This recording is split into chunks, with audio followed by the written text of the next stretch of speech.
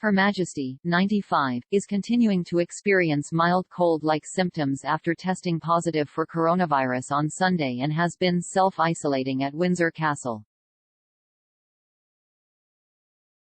The Queen is recovering from her bout of COVID and managed today to hold her weekly audience with the Prime Minister. The 95-year-old monarch is continuing to experience mild cold-like symptoms after testing positive for coronavirus on Sunday and has been self-isolating at Windsor Castle.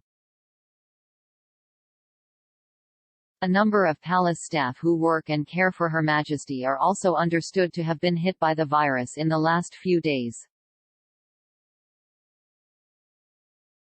Concerns for the nation's longest-reigning monarch have been heightened in recent days, given her age and recent health scares, including an overnight stay in hospital last October to undergo a series of tests and a back sprain the following month.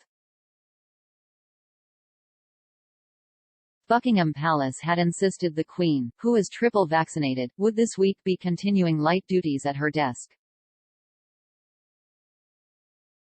However, she was forced to cancel two planned engagements due to be held on video link on Tuesday after feeling under the weather.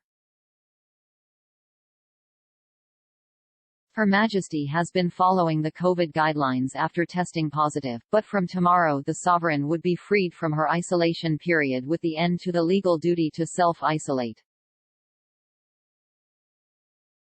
The Queen holds an audience with Boris Johnson most Wednesdays, either in person or by telephone, and has recently been holding one or two diplomatic audiences a week with ambassadors by video link. A royal source confirmed the Queen did have an in-person audience planned for today, but as Her Majesty has been diagnosed with COVID, that was cancelled on Monday as it would have broken guidelines to have gone ahead. Her Majesty has a number of major engagements coming up next month. She is expected to host the diplomatic reception on March 2, where she would meet hundreds of members of the diplomatic corps at Windsor. The Queen is also due to attend the Commonwealth service at Westminster Abbey on March 14 and then the Duke of Edinburgh's memorial service, also at the Abbey, on March 29. Until recently the Queen had been on doctor's orders to rest since mid-October, after cancelling a run of engagements and spending a night in hospital. She regularly uses a walking stick and has been pictured recently looking frail.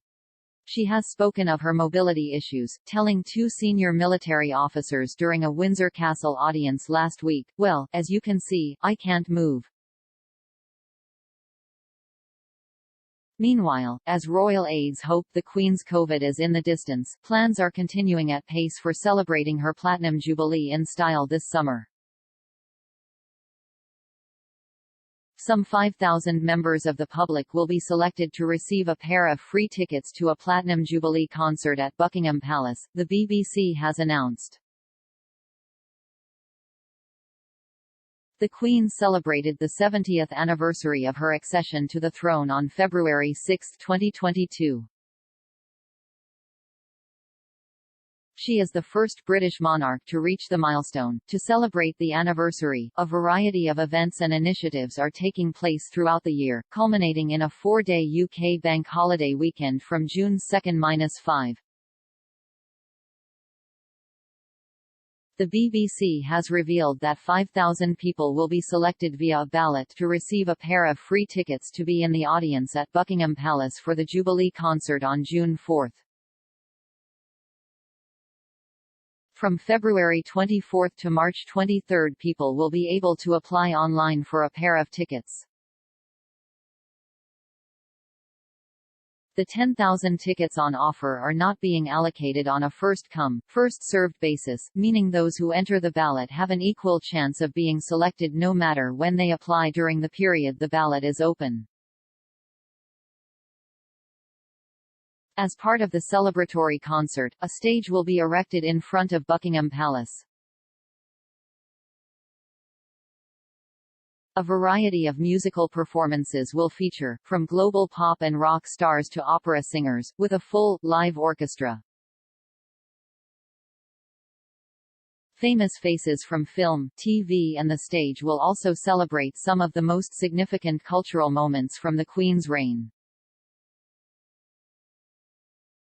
In addition to the tickets available in the ballot, invitations will be sent to a number of charitable organizations including ones which support young people, the military and the environment as well as those who worked with communities during the pandemic. Charlotte Moore, Chief Content Officer at the BBC, said, "The Platinum Party at the Palace is set to be one of the highlights of Her Majesty the Queen's landmark Jubilee festivities weekend and one of the biggest concerts in a generation." The BBC is honoured to be bringing every moment of this live event to millions watching and listening at home, and on outdoor screens across the UK and around the world.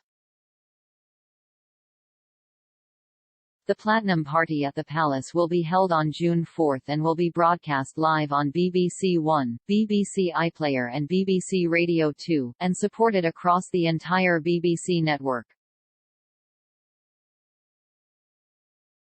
Applications for the ticket ballot open at 7 a.m. on February 24 and close at 11:59 p.m. on March 23. Members of the public are invited to apply by visiting BBC One, the Queen's Platinum Jubilee, event and ticket information.